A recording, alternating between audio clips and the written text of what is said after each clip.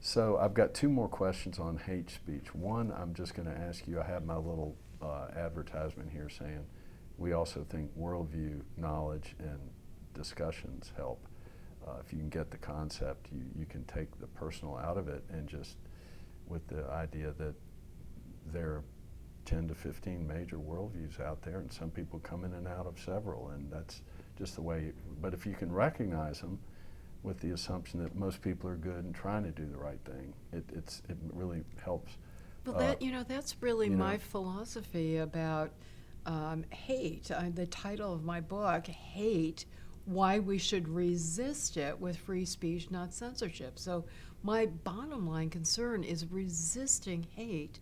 I just am convinced that censorship is as ineffective as it is inconsistent with individual liberty.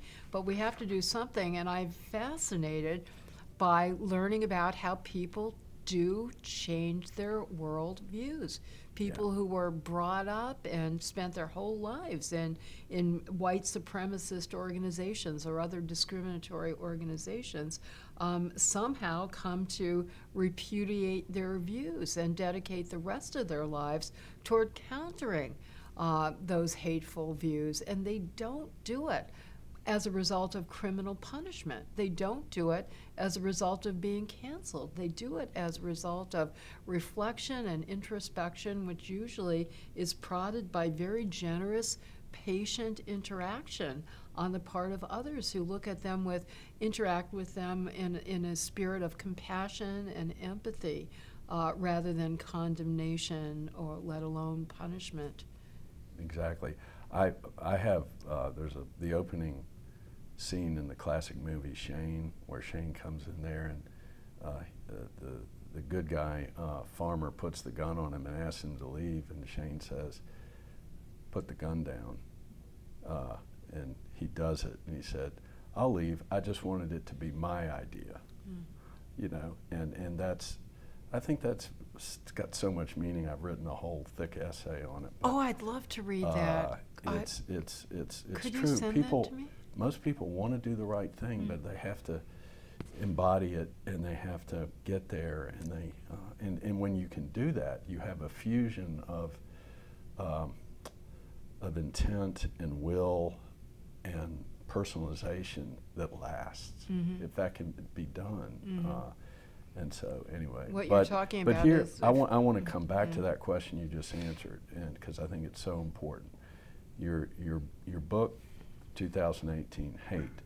So, why we should resist it with free speech, not censorship, and the reason for that is because what we are trying to change are, number one, attitudes, hateful attitudes, and number two, actions, hateful, discriminatory, violent actions.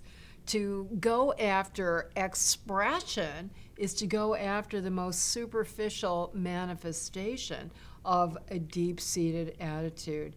And so it may give you some sense of moral satisfaction to be punishing words, but it is actually an ineffective strategy at best. At worst, it's counterproductive. And it's counterproductive because, among other things, you're going to create a martyr out of the censored person. You're certainly going to harden their ideas and the ideas of their supporters. And history and present experience around the world shows that under such inherently subjective concepts as hate, those who enforce these concepts predictably disproportionately punish the very voices that are hoped to be liberated and protected. So we, over and over again, we see minority speakers, advocates of minority group rights whose ideas are considered to be hateful.